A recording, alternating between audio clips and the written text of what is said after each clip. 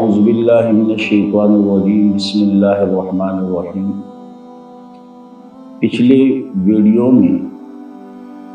آپ کے سامنے نماز پر مختصر سی گفتگو کی۔ آج کی ویڈیو میں آپ حضرات کے سامنے نماز پڑھنے کے جو فوائد ہیں ان فوائد میں سے چند فائدے آپ کے سامنے پیش کروں گا۔ الحمدللہ ہم سب مسلمان ہیں اور ایک مسلمان ہونے کے ناطے ہم سب کو یہ معلوم ہے کہ نماز جنت کی کنجی ہے، اور نماز جو ہیں یہ مومن بندے کی معراج ہے، اور نماز ہی مومن بندے کے لیے اللہ کریم سے بات چیت کرنے کا ایک ذریعہ ہے۔ اور اسی طرح نماز جو ہے یہ دین اسلام کا ستون ہے، اور اس کی ادائیگی میں کئی فوائد ہیں۔ ان میں سے چند ایک پر گفتگو انشاءاللہ آج کی اس ویڈیو میں کروں گا کہ پہلا فائدہ تو یہ ہے کہ انسان کی چہرے پر ایک رونق آ جاتی ہے، اور دوسرا نماز پڑھنے کا فائدہ یہ ہے کہ انسان کے دل میں نور آ جاتا ہے، اور تیسرا فائدہ یہ ہے کہ یہ انسان کے بدن کے لیے ایک راحت کا سبب ہوتا ہے، اور چوتھا فائدہ نماز پڑھنے کا یہ ہے کہ یہ تندرستی کی علامت ہے، تندرستی کا ایک ذریعہ ہے، اور پانچواں سبب یہ ہے یہ اللہ کی رضا کا ایک ذریعہ ہے۔ اور اسی طرح ان فوائد میں سے ایک فائدہ یہ بھی ہے کہ نماز آسمان کی کنجی ہے، آسمان کی کنجی، اور اسی طرح یہ نماز جو ہے عمل نامے کا جو ترازو ہے اس کے لیے وزن ہے، اور اسی طرح یہ نماز جو ہے یہ جنت کی قیمت ہے، اور نماز جو ہے یہ دوزخ کے لیے ایک قسم کی آڑ ہے، دوزخ کے لیے قسم کی آڑ۔ اسی طرح حدیثوں کی کتابوں میں آتا ہے کہ حضرت عثمان غنی رضی اللہ تعالیٰ عنہ سے نقل ہے کہ جو بندہ اوقات کی پابندی کے ساتھ نماز ادا کرتا ہے اللہ انہیں چند چیزوں کے ساتھ یعنی اکرام کے طور پر نوازتا ہے۔ ان میں سے پہلا جو ہے نا وہ اللہ کا محبوب بن جاتا ہے، اور دوسرا اللہ اسے تندرستی عطا کرتا ہے، اور تیسرا جو ہے اللہ اس کے گھر میں برکتیں عطا فرماتا ہے، اسی طرح ان کے روزگار میں خیر و برکت اللہ ڈالتا ہے، اور اسی طرح اس کے چہرے پر نیک لوگوں کی جو نورانیت ہوتی ہے نا اس کو ظاہر کر دیتا ہے، اور روز حشر جسے ہم پل صراط کہتے ہیں نا، پل صراط، اور یقیناً ہمارے بعض علماء کرام سے اسی طرح ہمارے بعض تبلیغی بھائیوں سے آپ نے سنا ہوگا کہ پل صراط کی لمبائی کس قدر ہوگی، اس کی باریکی کس طرح ہے، اس کی جو تیزی ہے وہ کس طرح ہوگی، تو یقیناً انسان حیران ہو جاتا ہے۔ تو روز قیامت جو ہے نا جو نماز کو پابندی کے ساتھ ادا کرنے والا ہوتا ہے اللہ رب العزت اسی بندے کو اسی پل صراط پر بجلی کی طرح پار فرما دیتا ہے، بجلی کی طرح، اور اس کے علاوہ جو ہے اللہ اسے جنت عطا کرتا ہے، اور صرف جنت نہیں بلکہ نمازی بندے کے لیے جنت میں نیک ساتھی بھی عطا کر دیتا ہے۔ تو نماز ایک مومن کے لیے ایک معراج ہیں، لیکن افسوس کے ساتھ کہنا پڑ رہا ہے کہ آج ہم مسلمان اسی نماز میں غفلت کے معاملے میں پڑے ہوئے،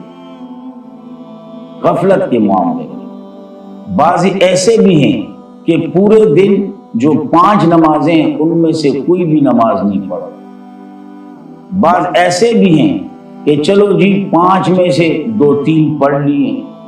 بعض ایسے بھی ہیں کہ 5 میں سے 1-2 پڑھ لیے، لیکن ہمارا جو پڑھنا جو ہے نا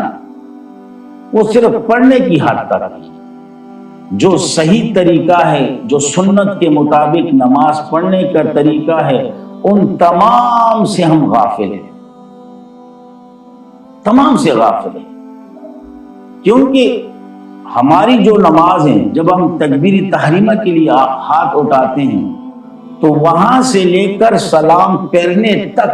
ہماری نماز کے اندر کوئی سنت والا طریقہ نظر نہیں آ رہا، کوئی سنت والا طریقہ نظر نہیں آ رہا۔ اسی لیے تو اللہ کریم نے 30ویں پارے کے اندر سورۃ الماعون میں فرمایا فَوَيْلٌ لِّلْمُصَلِّينَ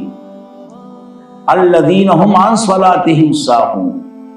ایسے نمازیوں کے متعلق اللہ نے فرمایا کہ جو نماز میں ہیں لیکن اپنے نماز سے بے خبر ہیں، اپنے نماز سے غافل ہیں، تو ایسے نمازیوں کے لیے اللہ نے فرمایا فَوَيْلٌ لِّلْمُصَلِّينَ، یہ تو صرف نماز کی عادت کرنے والے ہیں، نماز کے پڑھنے والے نہیں، نماز کی عادت کرنے والے ہیں نماز میں لیکن اپنی نماز سے بے خبر، اپنی نماز سے غافل، پتہ نہیں کہ یہ کیا پڑھ رہا ہوں، کس طریقے سے پڑھ رہا ہوں، یہ قیام کس طرح ہو رہا ہے، رکوع میں کس طرح جا رہا ہوں، رکوع میں نظر کہاں ہونی چاہیے، ہاتھ کہاں پر رکھنے، رکوع سے اٹھنے کا طریقہ کیا ہے، کتنی دیر تک رکنا ہے، پھر سجدے میں جانا ہے، سجدے میں نظر کہاں ہونی چاہیے، سجدے میں کیا پڑھنا ہے، سجدے سے کس طرح اٹھنا ہے، ان تمام باتوں سے غافل ہے، تمام باتوں سے۔ بس نماز کی عادت ہے، وہ عادت کر رہے ہیں، اس لیے تو اللہ کریم نے فرمایا فَوَيْلٌ لِّلْمُصَلِّينَ الَّذِينَ هُمْ عَنْ صَلَاتِهِمْ سَاهُونَ، اپنی نماز سے بے خبر ہے۔ تو خدا را اپنی نوجوان نسل سے کہوں گا کہ جس طرح آپ دیگر تعلیم کے لیے کوچنگ وغیرہ کلاسیں وغیرہ لیتے ہو، اسی طرح نماز کی بھی ایک کلاس لے لی جائے۔ الحمدللہ پاکستان ایک مسلم ملک ہے، یہاں پر اگر ہر گلی میں نہیں تو دوسری تیسری گلی کے اندر مسجد ہوگی، مدرسہ ہوگا، وہاں پر ائمہ حضرات ہوں گے، وہاں پر علماء کرام ہوں گے، وہاں پر قاری صاحبان ہوں گے، وہاں پر قرآن کے حافظ ہوں گے، ذرا ان کے پاس جائیں، ان کے ساتھ بیٹھیں اور ان سے ذرا اپنی نماز کے متعلق گفتگو کریں کہ جی ذرا میری نماز سنیں، میری نماز کے جو الفاظ ہیں یہ کیسے ہیں، آیا میں صحیح ادا کر رہا ہوں یا غلط ادا کر رہا ہوں، اور پھر اس کے بعد ان سے پوچھیں کہ نماز کے صحیح پڑھنے کا طریقہ کیا ہے، سنت طریقہ کیا ہے، نماز کے اندر فرائض کیا ہے، نماز کے اندر واجبات کیا ہے، نماز کے اندر سنن کیا ہے، اس سے ذرا اپنے آپ کو خبردار کریں۔ لیکن ہمارے نوجوانوں کے پاس اس کے لیے ٹائم نہیں۔ ہاں اگر موبائل میں، لیپ ٹاپ وغیرہ میں، کمپیوٹر وغیرہ میں ذرا سی اونچ نیچ آ گئی تو اس کے لیے بھاگ دوڑ کریں گے، لیکن نماز کے لیے نہ تو مولوی کے پاس جانے کے لیے تیار ہیں، نہ، حالانکہ الحمدللہ علماء نے بہت کام کیا ہے، اس پر کتابیں بھی لکھی ہیں، اردو میں لکھی ہیں، اس کتابوں کو بھی اٹھانے کے لیے تیار نہیں۔ بس جی نمازیں اللہ قبول فرمائے، بس جی نمازیں اللہ قبول فرمائے۔ ارے بابا ہم یہ نہیں کہتے کہ اللہ نماز قبول نہ فرمائے، لیکن یہ کہہ رہے ہیں کہ جو نماز آپ پڑھ رہے ہو یہ نماز والا طریقہ پیغمبر کا طریقہ نہیں، یہ نماز سنت کے مطابق نہیں، لہذا اپنی نماز کو سنت کے مطابق بنائیں، اور ہماری کوشش یہ ہوگی کہ انشاءاللہ ہم آپ کو نماز کا وہی طریقہ بتائیں گے کہ جو سنت والا،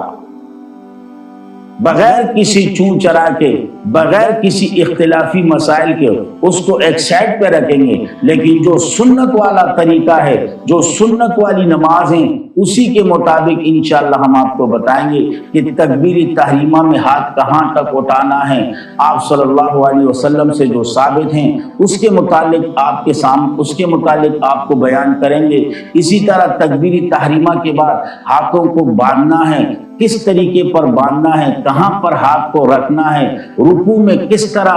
رکوع کرنا ہے، رکوع میں کس طرح کمر کو جھکانا ہے، سیدھا کرنا ہے، ہاتھ کو کہاں رکھنا ہے، رکوع سے کس طرح اٹھنا ہے اور کتنے دیر رکنا ہے، اور پھر اس کے بعد سیدھے میں کس طرح جانا ہے، سیدھے میں نظر آپ کی کہاں ہونی چاہیے، یہ دونوں ہاتھ کہاں پر ہونے چاہیے۔ انشاءاللہ اگر زندگی رہی تو اسی طرح ہم آپ کے سامنے